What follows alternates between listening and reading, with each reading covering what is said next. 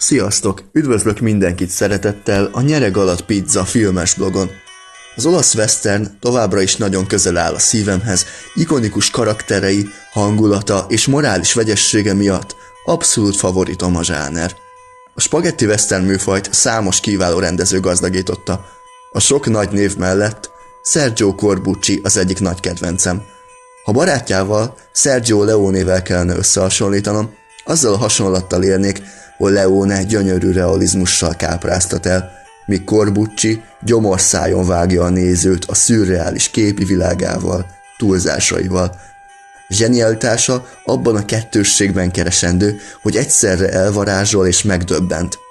Bátran mer kísérleteket tenni, mindemellett hozzátenném, kortársait lenyűgözte a direktor jókedélyű, vidám személyisége, és az ő humorvirága áll hozzám legközelebb a zsáneren belül. Corbuccit Magyarországon egyébként sokan úgy is ismerik, mint a Kincs, ami nincs című Bud Spencer Terence Hill klasszikus rendezőjét. Jó barátja volt Leónének, és úgy formálta meg az amúgy is formabontó spagetti westernt, hogy áttolta annak ábrázolás módját a szürrealitás mesdjéire. Mai filmem Il Mercenario, vagyis magyarul a Zsoldos 1968-ból. A történet röviden: egy mexikói ezüstbányában kitör a forradalom. Becsatlakozik a forradalmi zendülésbe egy vérbeli zsoldos, Szergej Kowalski, akit a lengyel származása miatt csak a poláknak hívnak a film nagy részében, a szerepben Franco Nérót láthatjuk. A forradalmár szerepben Tony Musante összeakaszkodik polákkal, végül pedig megállapodnak, hogy a piszkos anyagiakért cserébe fegyvert fog a forradalmárok oldalán. Maga a sztori érdekes, és karakterei mozgatása tekintetében van benne csavar rendesen, nem tudhatjuk egészen a végső leszámolásig, hogy ki kerül ki győztesen. Eleve nagyon tetszett, hogy a karakterek közötti pozíciók lejtmenete és emelkedése folyamatosan változik, a nyerő helyzet sosem tiszta, és ez izgalomban tartja a nézőt. A Django és a Halál csöndje esetén is azt tapasztaltam, mivel a direktor úr fontos eszköze, hogy a nézőt meghökkentse, az első megtekintés kicsit lesokkolt. Gondolok a favillával való leszúrásra, vagy a dobókockák lenyelésére. Aztán a következő alkalommal már jobban összeállt a kirakós, és éreztem, képessé válok befogadására. Ez valószínű, hogy ennek a merészen szürreális és expresszív stílusnak köszönhető, nem feltétlenül könnyen befogadható. Ugyanakkor kiemelkedően egyedi szórakozást biztosít. Kiemelnék egy-két fontos komponenst. A zene.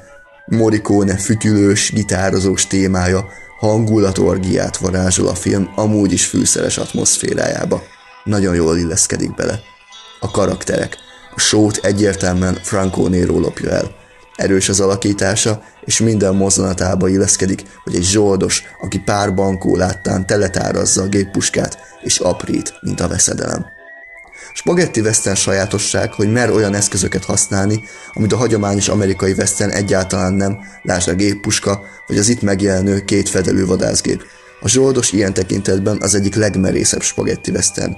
Rengeteg gépfegyvert és puskarapogást kapunk, megdicsérném a kaszkadőri munkát is, az akciók kivitelezését, a látványvilág egész egyszerűen legyűr, elképesztően tapintható.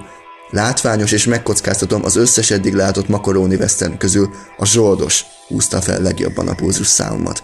Corbucci iskola példát állított fel, hogyan lehet szimplán minőségi kaszkadőri munkával és trükkökkel parád és akciókat levezényelni.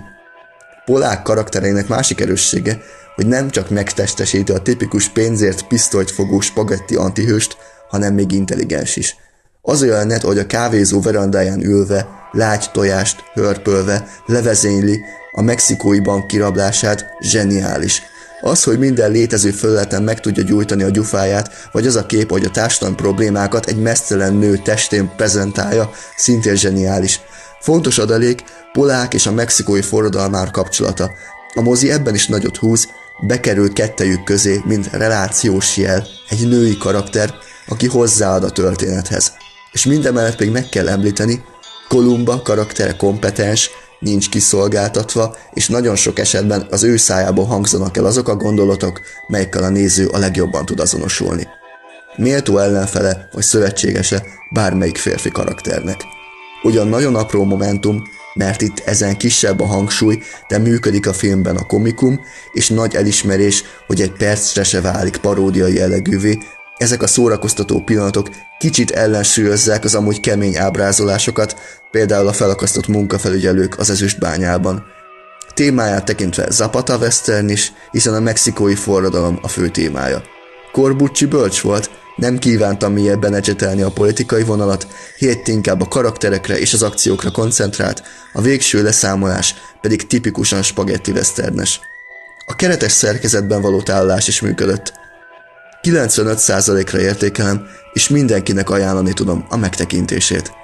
Buona giornata a tutti!